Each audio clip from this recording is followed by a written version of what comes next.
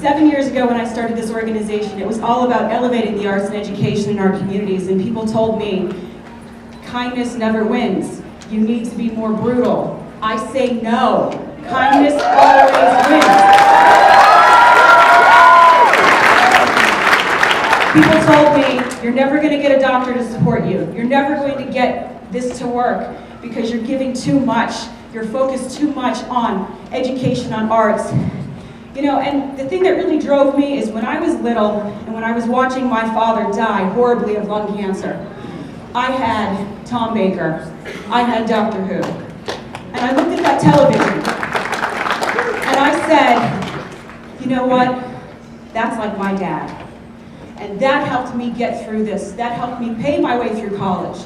That helped me elevate other people in the community and found this organization. And I also do a Harry Potter event in September on the same premise. And we are never going to let that go, no matter how big we get. We are always here for you. We are always here to elevate arts, education in the communities, rewrite resumes, get our people employed, and that's what we're about. And I'm just so happy that we were able to make this happen for you. So right now, I'd like to call out Kara Dennison, who is going to be interviewing today. Come on, Kara.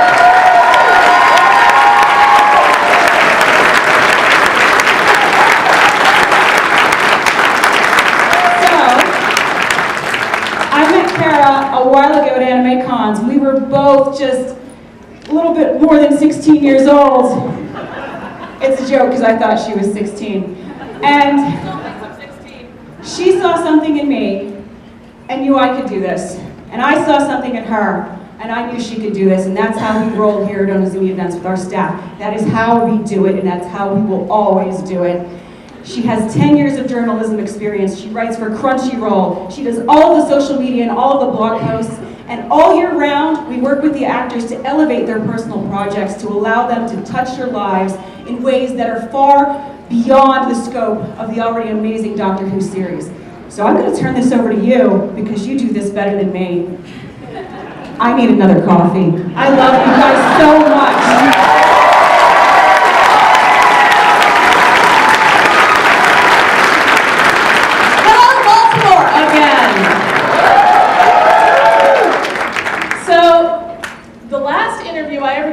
That was this full was Tom Baker here. You guys have believed in this event, and you guys have been coming out every year and supporting us, telling us what you want to see, telling us what you loved, and telling us how we made a difference to you. And we take that and we make it into the events going forward. And because of you, we have been able to reach out to more actors and more creators, and they can come and see you in this context. So you guys are amazing. You guys are fantastic, and you guys are why this weekend is happening. And you guys are why I get to make this introduction, which is very exciting. Our guest today on the big Regen stage has appeared in a great many very well-known things. Just a few. He has been in the thick of it and in the loop. He has appeared in Neverwhere. He has appeared in Local Hero, his first role. Yes! How do you feel about that movie? He is an artist and a musician who has brought those to his major role in the last few years, the 12th Doctor.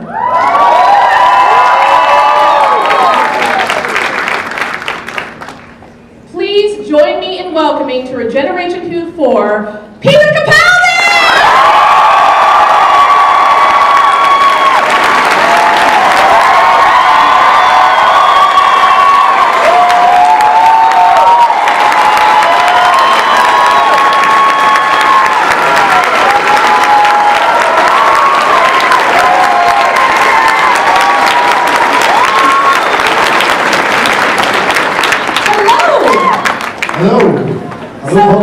So how'd that Kaikilius role work out for you?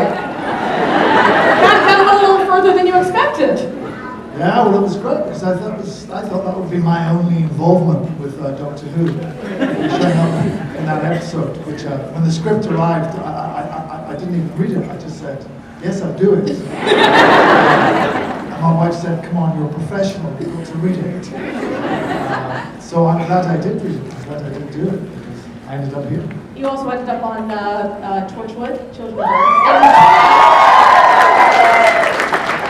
as Frobisher, sort of building up this whole thing in between. Now, what happened? How did you get that first call? How did you get approached about that whole being the doctor thing many years later?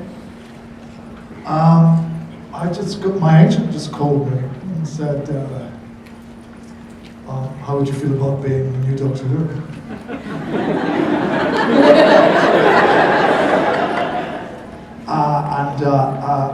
The funny thing was, I had been following what was going on in the press because it had been announced that Matt was leaving, and so the press was full of all these ideas about who the new Doctor Who would be. And I would sit and read these articles and think, that might be quite good, and maybe not so good, and that one and it never occurred to me that it was a little bit, it was a bit sad, because I thought, well, that'll never be me. I'll never be on that list.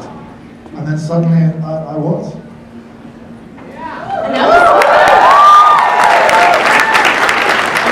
a lot of people were very happy about that. Made me very happy. So that first announcement was really wild, the going out on stage with the big reveal. Yeah, the thing is, that was a little bit of a surprise because that wasn't really what I signed up for. That was like being on The Voice or The X Factor or something. And it was totally, they draped it in so much secrecy that they actually took me to the studio where they filmed that announcement thing. They covered my head with a blanket. So I was in the back of a car with my head in a blanket because they said there was like lots of fans there and stuff. Maybe they were lying because I couldn't see. I had no idea. But yeah, that was quite. But the thing is with Doctor Who, it's got so big that you have to sort of accept that that's part of the deal. But it wasn't really my comfort zone to be. And tonight, ladies and gentlemen, we'd like to introduce to you the new Doctor Who. But it was with lovely Zoe Ball, who's amazing. Yeah. And I've just done the voiceover for a wonderful documentary that she's just done. Oh, that's in the fantastic. UK. Did you ever, because you were a fan when you were younger, did you ever imagine like this? Well, this didn't exist. Well, that's true. This wasn't how Doctor Who was. How it went down. It wasn't, I don't think it was even seen in the US for a long, long time. So no, this is all a new thing to us. And what was it? Because what's it like?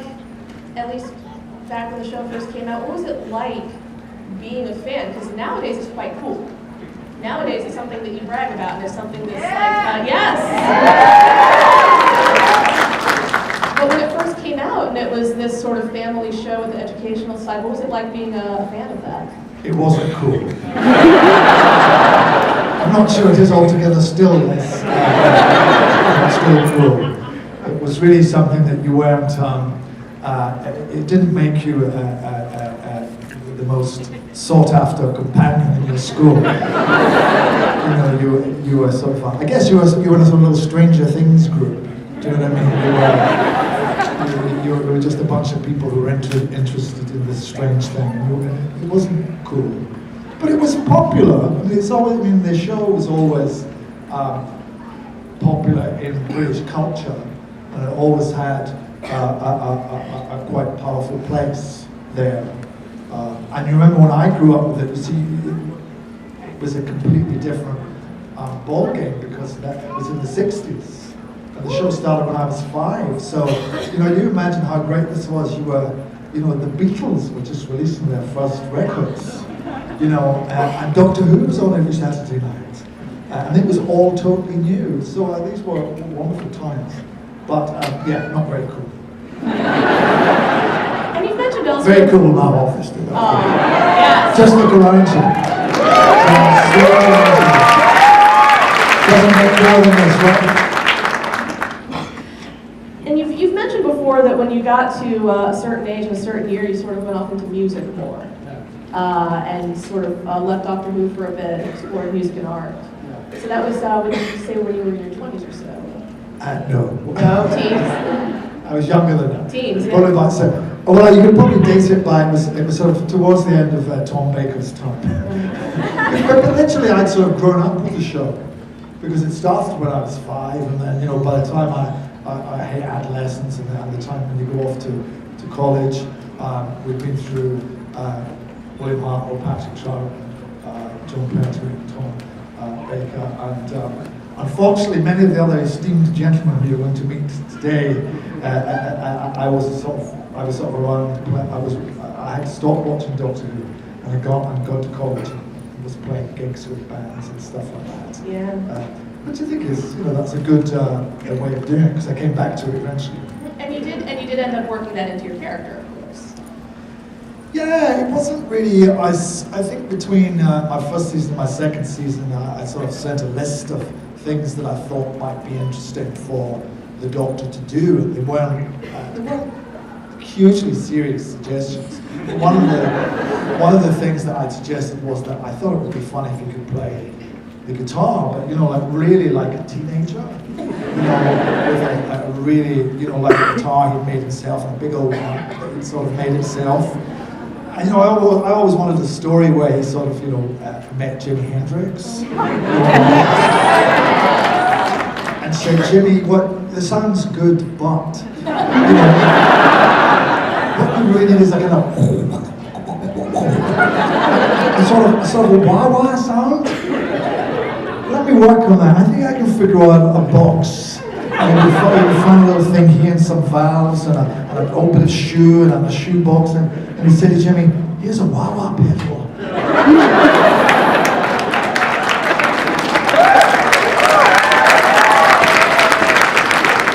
And of course there would be aliens who would be channeling themselves through Jimmy's music to try and capture the brains of the adult population of the UK at the time. Why did I start all that? I'm gonna keep going. That's great. You got the others to pitch? That's great. I just thought he should be.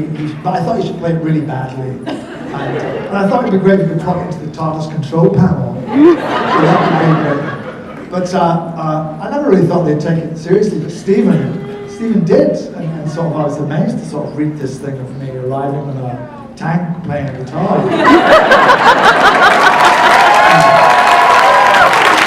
And of course, because I am so clever and so instinctively right about these things, I said, Stephen, we can't do that. I said, that is so wrong, that will not work, that makes me look like Cher. But then she had a great head with If I Can Turn Back Time, so... But yeah, no, so he worked, and it was great, it worked, yeah. So when you first came in that Series 8, how much influence were you given over the Doctor at that point? Well, we didn't really discuss very much about it. I think the thing is, if you're cast as the Doctor, it's pretty much assumed that you bring a lot of yourself to bear, and there's a lot of stuff that you bring which is just you.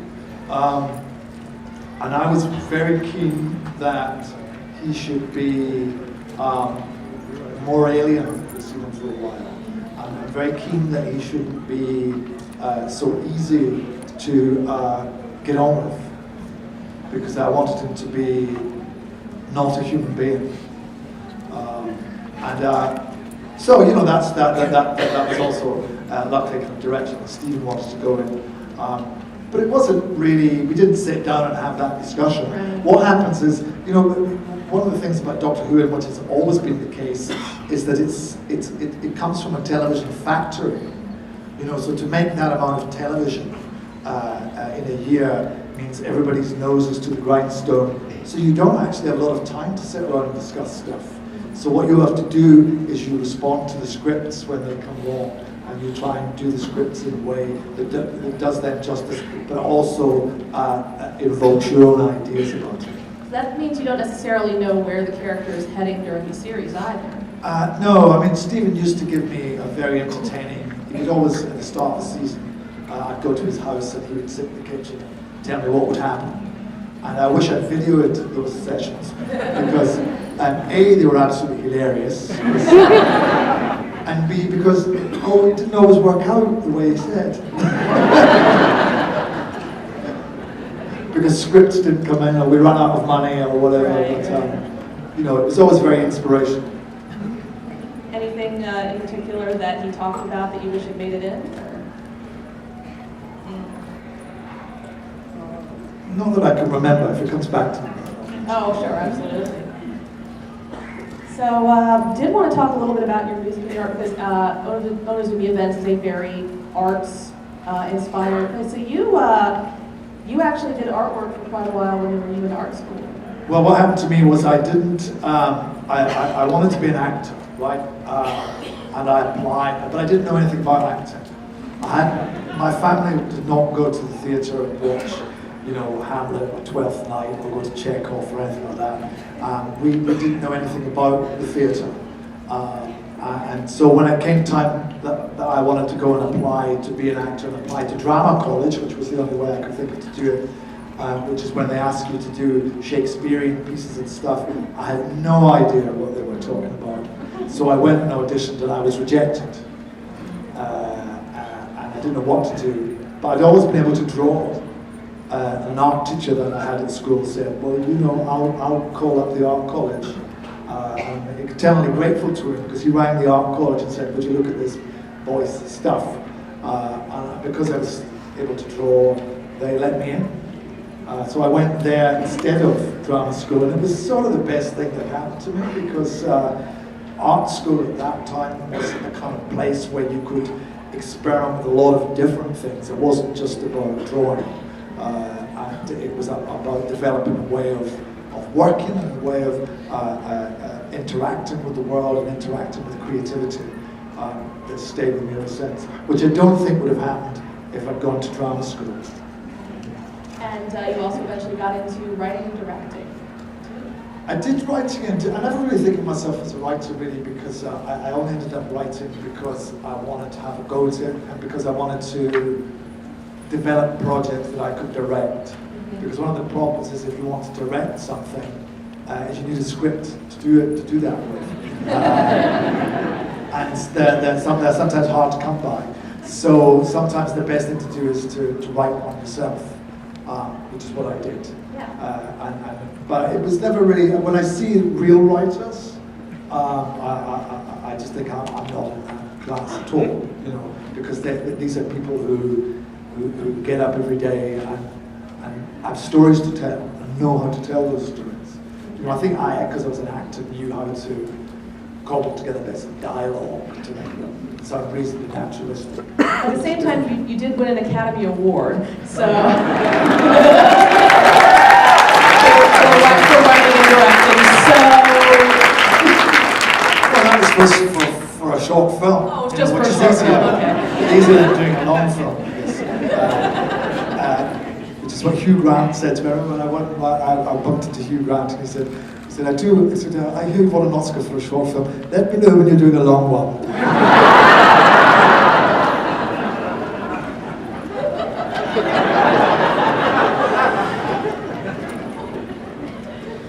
But that had Richard E. Grant in it?